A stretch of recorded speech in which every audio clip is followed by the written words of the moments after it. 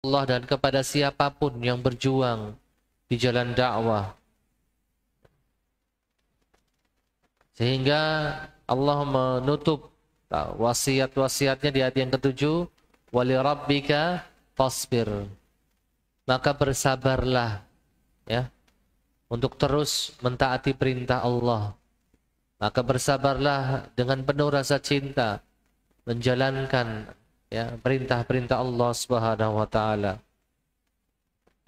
Kemudian kita masuk ke ayat yang ke-8, fa idza nuqira fin naqur. Apabila ditiupkan sangkakala hari kiamat. Jelas ini akan ditiup oleh seorang malaikat yang dimana Allah tugaskan beliau untuk meniup sangkakala. Ya, trompet besar yang menandakan hancurnya alam semesta. Di tiupan pertamanya. Kemudian di tiupan yang keduanya adalah kebangkitan ya, jin dan manusia untuk diadili di yaumul hisab, di yaumul qiyamah. Bahkan malaikat yang bertugas meniupkan sangkakala pun tidak tahu kapan hari kiamat terjadi. Memang betul ada riwayat yang menjelaskan bahwasannya hari kiamat akan terjadi pada hari Jumat. Betul. Kemudian dalam riwayat-riwayat lain, hadis-hadis lain Rasulullah menjelaskan tanda-tanda kecil dan tanda-tanda besar ya, bahwa zaman itu mendekati akhir zaman atau mendekati kehancuran alam semesta, hari kiamat. Ketika kita sebut sebagai tanda-tanda besar berarti sudah semakin dekat. Seperti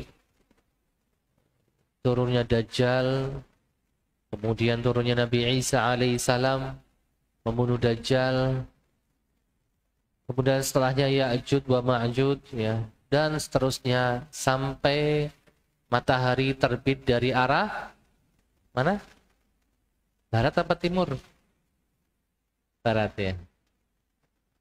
Disitulah taubat sudah nggak diterima. Disitulah iman sudah enggak diterima.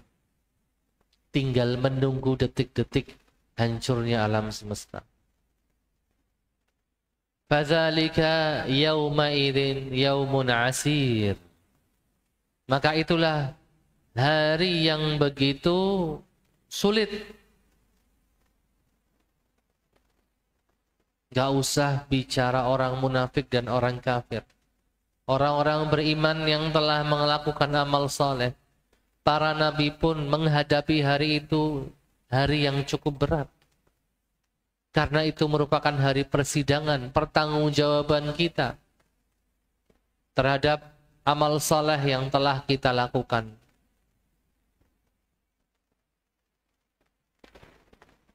Bagaimana dengan kondisi orang-orang kafir dan munafik? Pastilah kondisinya jauh lebih terhinakan dan menderita dibandingkan kaum yang beriman.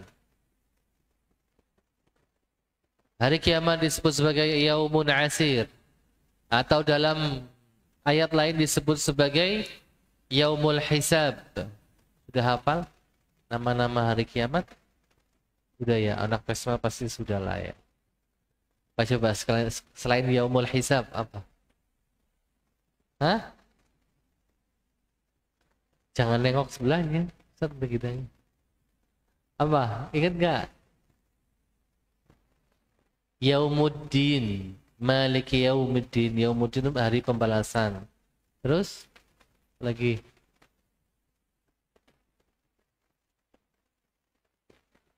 Ingat lupa ya. Ada sekitar 20 nama hari kiamat ya. Coba nanti dicek lagi catatannya. Mungkin lupa ya.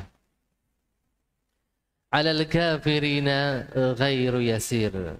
Hari itu gak mudah bagi orang kafir. Gak ada jalan keluar. Sudah gak ada kata maaf. Kalau minta maafnya di dunia, dapat dia ampunan. Tapi kalau minta maafnya nanti di akhirat, sudah gak ada waktu. Sudah bukan waktunya. Ad-dunya darul amal. Wal akhiratu darul qarar. Dunia ini tempat kita beramal, tempat kita memperbaiki diri, tempat kita mencari bekal sebanyak mungkin untuk perjalanan nanti di akhirat. Di sini siapa yang kampung halamannya paling jauh? Yang dari luar pulau, Lombok, Sulawesi ada? Nggak ada. Berarti dekat semuanya ya. Orang kalau perjalanan jauh pasti akan menyiapkan perbekalannya. Ya, sudah booking tiket. Ya. Bahkan penginapan di tengah perjalanan. Bekal selama perjalanan. Belum lagi kadang beli oleh-oleh dan lain sebagainya. Itu perjalanan yang bisa ditempuh mungkin 1 hari atau lebih. Akhirat perjalanannya jauh, panjang, dan sifatnya abadi. Udah nggak bisa balik lagi ke dunia kita, udah nggak bisa. Fase kehidupan kalau sudah terlewati, sudah nggak bisa balik lagi. Dalam agama kita diajarkan setiap insan ya akan bertanggung jawab masing-masing. Tidak ada yang mati kemudian dilahirkan lagi, nggak ada. Teori reinkarnasi nggak ada. Semuanya tercipta satu persatu. Gak ada yang dikembalikan lagi kalau dari alam roh ke alam janin, dari alam janin kemudian ke alam dunia dilahirkan. Nah di dunia ini kesempatan dia beramal, beriman, bertaubat, beristighfar terus. Kalau sudah sampai di titik kematiannya, ajalnya menjemput, ya sudah. Dia pindah alam ke alam apa? Alam barzah. Di sini alam penantian akhirat. Di alam barzah pun seseorang bisa diadab, bisa mendapatkan nikmat, tergantung amal ibadahnya. Nanti di alam barzah ini sambil penantian, ketika sangkakala ditiupkan yang kedua kalinya, saat itu orang-orang dari alam barzah akan keluar, dibangkitkan, dihidupkan lagi dengan jasad mereka utuh tanpa berkurang sedikit pun. Mereka digiring ke padang mahsyar. Untuk apa? Untuk menghadap kepada Allah satu persatu. Wa barazulillah al-wahidil qahar. Dan mereka akan menghadapi Allah satu persatu, disidang satu persatu. Ma'asyiral muslimin, a'azallahu iyyakum. Jadi dari sini kita memahami bahwasannya yaumul qiyamah merupakan puncak keadilan Allah Subhanahu wa taala. Karena semua amal akan terbalaskan di hari kiamat. Apa yang kau sembunyikan dari keluargamu, apa yang kau sembunyikan dari temanmu, dari gurumu, dari bestimu, bahkan dari pasangan hidupmu, semuanya tercatat rapih di buku catatan amalan kita. Semuanya akan dibuka. Yauma tublas sarair. Semua rahasia terbongkar. Nggak ada rahasia bagi Allah. Bagi kita ada rahasia. Bagi Allah nggak ada rahasia. Semuanya akan terbongkar. Kejahatan serapih apapun, pengkhianatan serapih apapun, nanti akan dibongkar oleh Allah Subhanahu wa taala. Nggak ada yang bisa mengelak, ya.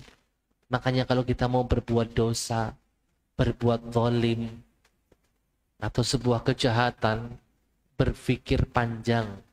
Akibatnya bukan cuma di dunia, nanti sampai ke akhirat. Ma'asyiral muslimin, a'azallahu wa iyyakum. Masuk ke ayat yang keberapa? 11 ya. Dzarni wa man khalaqtu wahida wa ja'altu lahu malam mamduda wa banina syuhuda wa mahattu lahu tamhida. Kata Allah, dzarni wa man khalaqtu wahida. Biarkan aku bertindak Maksudnya bertindak di sini menghukum, memberi hukuman. Wa man khalaqtu wahida. Kepada orang yang telah aku ciptakan. Wahidan di sini maksudnya itu seseorang yang punya pengaruh besar di zaman itu. Kalau dia masuk Islam, mungkin akan banyak yang mengikuti beliau. Ini orangnya cerdas, intelektual. Bukan cuma cerdas dan intelektual, miliarder. Pandai berkuda, pandai berpanah, dan lain sebagainya. Pokoknya speknya tinggi. Namanya Al-Walid ibn al-Mughirah. Sebenarnya Al-Walid ibn al-Mughirah itu tadinya agak tertarik dengan bacaan-bacaan ayat Al-Quran.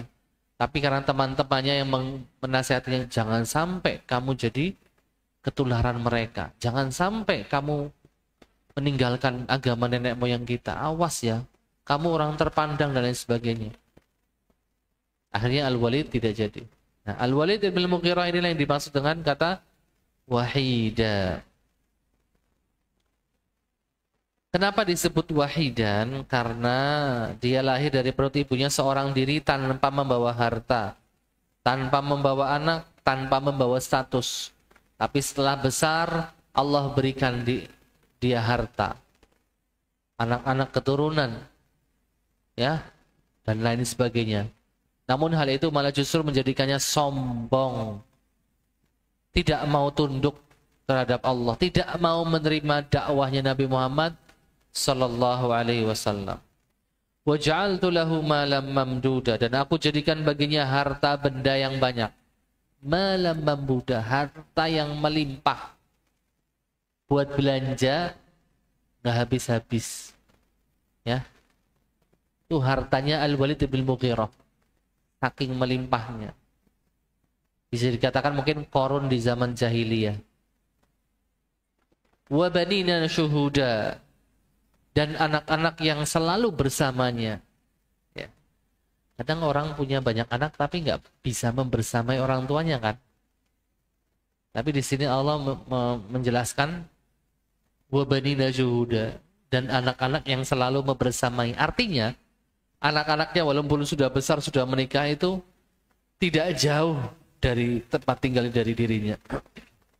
Sehingga anak-anaknya bisa melanjutkan bisnis besarnya dia, ya, bisa melanjutkan apa yang selama ini telah dia rintis. Itu sebuah kenikmatan, ya kan?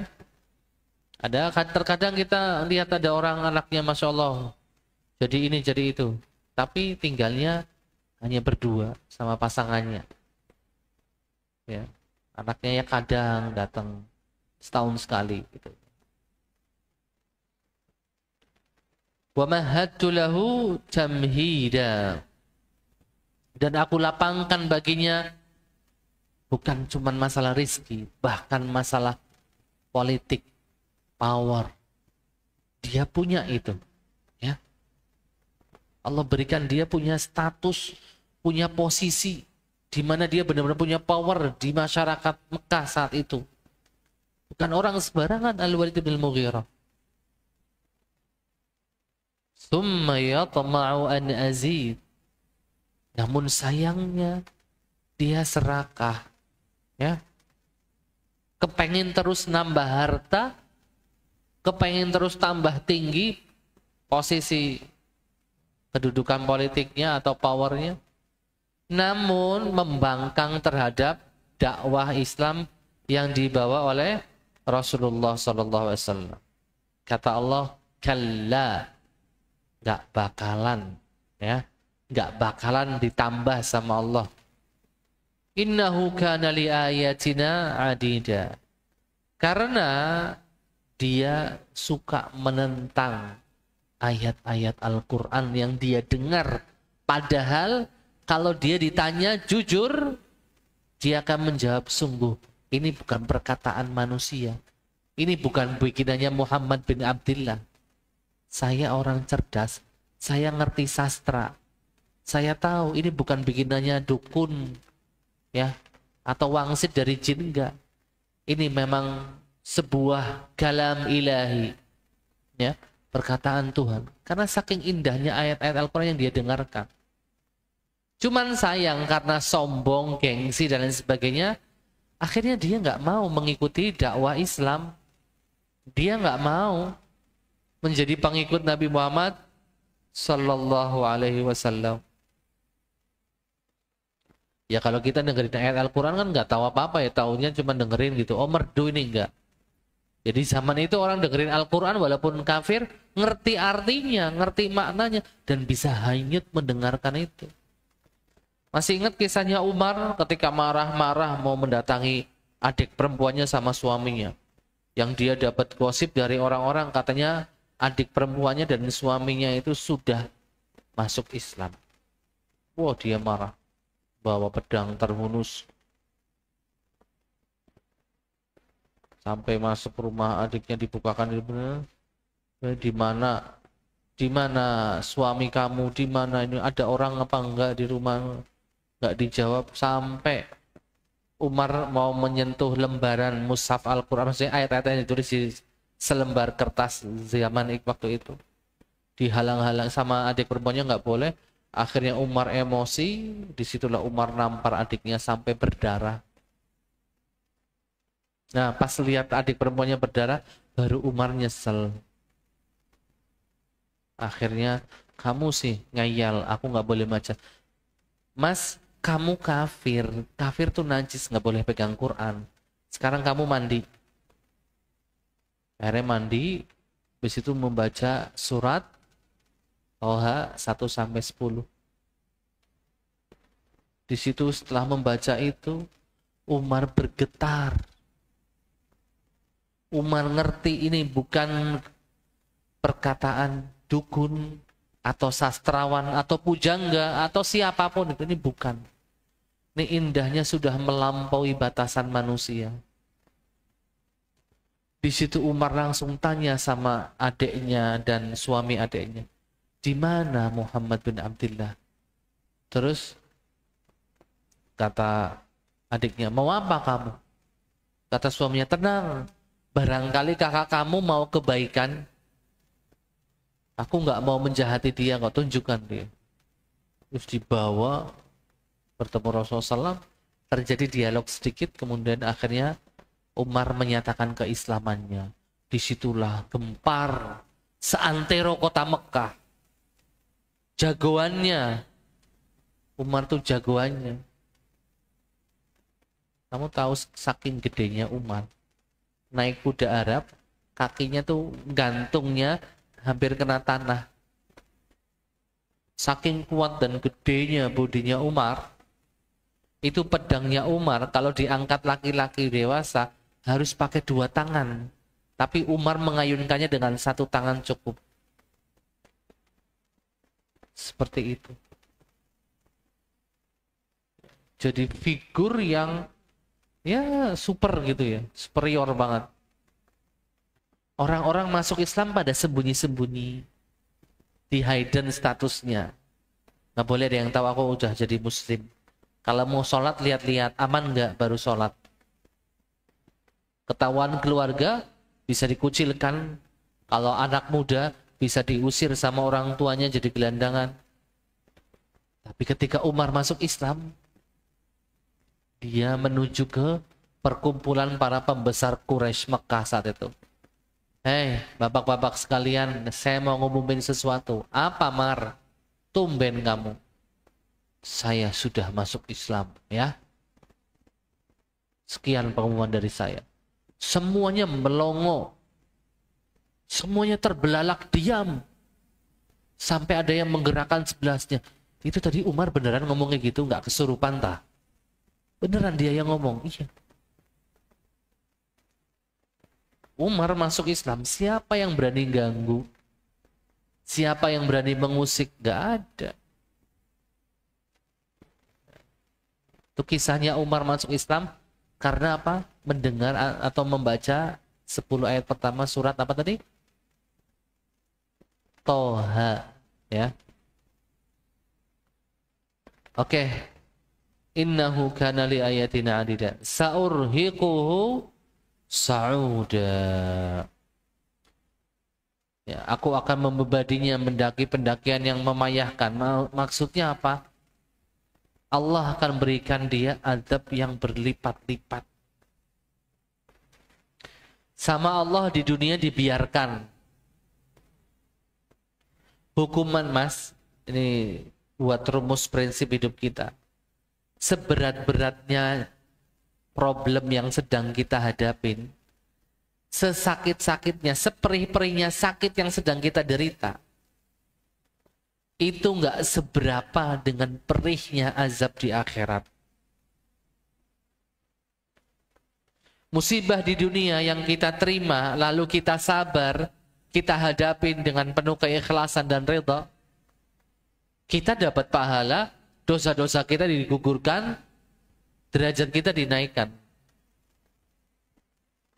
Jadi pas ketemu Allah, dosa-dosa kita sudah bersih. Itu salah satu indahnya di balik setiap musibah. Makanya ketika terjadi musibah, jangan langsung menggerutu. Jangan langsung marah-marah, justru sabar. Cukup ucapkan inna lillahi wa inna ilaihi raji'un. Sudah. Ya Allah, aku sabar. Hadapin. Ketika nggak kuat, Ustaz, kita sih laki-laki boleh nangis nggak? Ya boleh-boleh aja. Ya Mas, boleh-boleh aja kan laki-laki nangis? Boleh. Udah nggak kuat, nggak masalah. Karena menangis itu sesuatu yang fitrah, manusiawi, ya. Tidak menafikan kesabaran, tidak.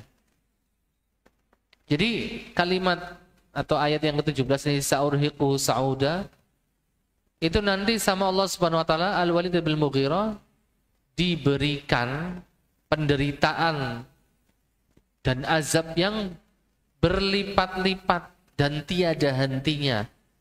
Mulai dari alam barzah, dimulai saat dia dicabut nyawanya sampai hari kiamat. Innahu fakkara wa qaddar. Faqutila kaifa qaddar. Adzan apa ya? Tugasnya tuh mau adzan dulu apa lanjut? Hah? Oke, silakan, mungkin mau adzan dulu.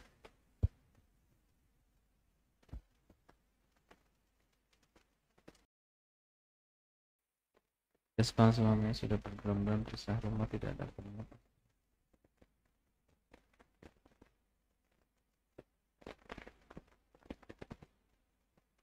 Soal yang pertama, bagaimana jika sepasang suami istri sudah berbulan-bulan pisah rumah, tidak ada komunikasi dengan orang tua, dan sama-sama menutup diri untuk tidak bercerita kepada siapa-siapa? Lah kenapa menutup diri? Sebabnya apa, Mbak? Kalau memang bercerai, ya memang seperti itu caranya. Ya, pisah rumah dulu, 6 bulan kan aturannya di KUA. Sekarang 6 bulan baru bisa cerai. Lapisan 6 bulan baru bisa cerai. Kalau memang mau proses ini cerai, tidak ada komunikasi dengan orang tua, ya sebenarnya terserah sih mereka mau mengkomunikasikan atau tidak. Toh nanti mereka yang menanggung akibatnya. Kalau mereka mengkomunikasikan, jadi pihak keluarga besar kan ngerti, oh anak kami sedang proses cerai, kan jadi tahu. Jadi menutup dirinya itu kenapa? Sebabnya apa? Nggak ada faedahnya juga. Barangkali nanti ada penjelasan ya Mbak di catokan. Pertanyaan kedua, bagaimana menunjukkan rasa sayang kepada orang tua? Pertama, kalau kita sayang sama orang tua, kita berbakti kepada mereka dengan kemampuan kita masing-masing. Berbakti bukan hanya memberikan, tapi berbakti itu juga membersamai. Berbakti juga menghibur orang tua. Pulang kerja capek, kamu bisa langsung pulang ke rumah ketemu anak istri, tapi kamu mampir dulu tempat orang tua untuk ngopi sebentar. Nemenin mereka ngopi. Itu juga bentuk bakti. Jadi namanya berbakti itu luas sekali. Ya. Jadi kalau memang saya orang tuanya berbakti. Yang kedua, jangan pernah lupa yang namanya doa. Rabbighfirli wali walidayya warhamhuma kama rabbayani shaghira. Ya. Itu doa yang diajarkan Al-Qur'an kepada kita. Jadi setiap selesai sholat kita baca doa itu, wajib. Wajibnya sampai kapan? Ya sampai kita mati. Orang tua sudah mati ya tetap didoakan.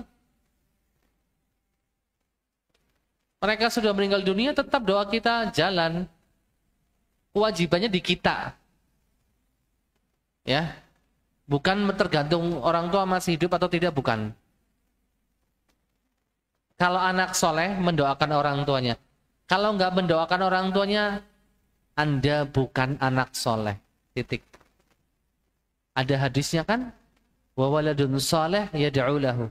Dan anak soleh yang mendoakan kedua orang tuanya. Berarti mafhumul mukhalafah dari redaksi hadis tadi, ciri-ciri anak durhaka, anak yang nggak soleh, berarti anak yang nggak pernah mendoakan orang tuanya. Simpel kan? Kemudian bentuk rasa sayang kepada orang tua adalah bukan cuma membelikan apa yang mereka suka, bukan cuma itu. Ada yang lebih penting, Mas, Mbak. Arahkan orang tua kepada hal yang benar. Mungkin selama ini orang tua ibadahnya kurang pas, atau bahkan kadang ibadah kadang enggak. Kamu motivasi, kamu arahkan. Angel, Ustaz. Apalagi saya yang nasihatin, saya anaknya, saya yang dibesarkan. Nggak apa-apa, terus nasihatin. Itu kalau sayang sama orang tua, terus nasihatin, arahkan untuk beriman, berakidah, beribadah, terus. Jangan pernah berhenti. Jangan biarkan orang tua berbuat salah terus. Kalau kamu sudah nasihatin berkali-kali terus, tapi orang tua masih melakukan hal kesalahan yang sama, itu sudah tanggung jawab kamu sudah lepas. Tapi kalau kamu diem, alasannya, malas lah, nasihatin orang tua, ribut dok. Oh nggak bisa gitu. Salah satu tantangan dakwah kepada keluarga, ya gampang ribut. Pasti. Ya kan Mas? Yang sekolah di UIN paham nih ya? Ada yang di UIN? Ngerti banget ya. Kemudian pertanyaan berikutnya, apakah salah ketika kita mengharapkan seseorang untuk kembali? Kembali apa ini maksudnya? Kembali uang atau kembali apa ini? Padahal orang itu pernah melukai hati kita tanpa kejelasan. Ini kembali apa? Kalau kembali pacaran ya nggak boleh ya, haram hukumnya. Wong ikatan belum halal. Harusnya nggak kembali. Kalau kembali ya sama aja. Masuk neraka lagi, masuk dosa lagi gitu. Maksudnya berbuat dosa besar lagi. Harusnya nggak kembali. Tapi kalau yang dimaksud ikatan pernikahan, apakah salah ketika kita mengharap seseorang untuk kembali? Ya nggak salah-salah juga sih.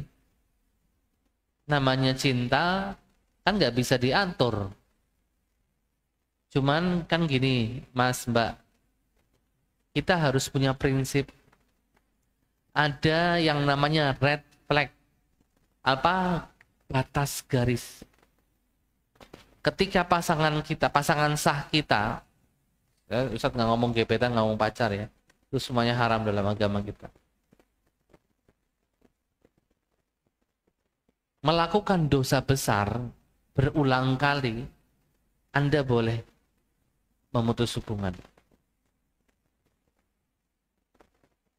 Atau bahkan melakukan sebuah dosa yang amat besar yang tidak diampuni agama. Contoh, datang ke dukun. Ya, dengan alasan apapun. Melakukan kesyirikan, pakai jimat. Sekarang kok pasanganku sudah berubah. Kok jadi malah kayak gitu. Nah, saat itu kamu nasihatin dengan sabar. Kasih waktu dia untuk bertobat, beristighfar, terus nasihatin. Sampai setahun belum berubah, saat itu kamu ikhtiar. Salat istikharah.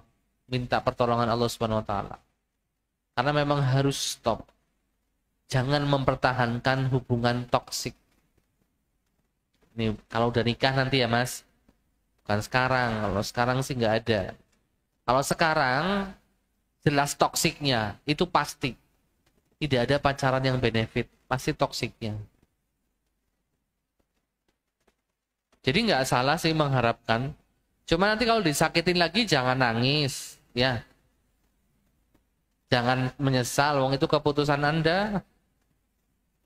Padahal orang itu pernah melukai hati kita tanpa kejelasan. Nah gimana? Udah tahu pernah melukai? Ya didoakan supaya nggak melakukan hal yang sama, dinasehati. Bagaimana cara kita mengartikan sebuah ujian untuk dijadikan motivasi? Ketika kita menghadapi ujian, musibah, itu berarti tandanya Allah cinta kita. Artinya, jadi kita termotivasi. Oh, ini ada teguran spesial dari Allah buat kita. Ada sinyal khusus dari Allah buat kita nih. Kitanya ngerespon enggak? Kitanya berubah enggak? Itu yang Allah mau dari kita tuh perubahan kita. Otomatis perubahan yang lebih baik. Bukan perubahan yang aneh-aneh. Itu yang pertama. Yang kedua, ketika kita berpositive thinking terhadap sebuah musibah atau ujian, maka kita bisa menjalannya dengan kuat. Ya, bisa melewatinya dengan lancar. Bisa lolos ujian dengan lancar.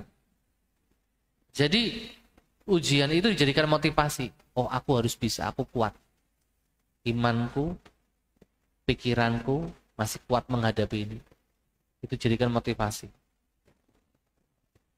Dan sudah jelas ya, ada banyak hadisnya.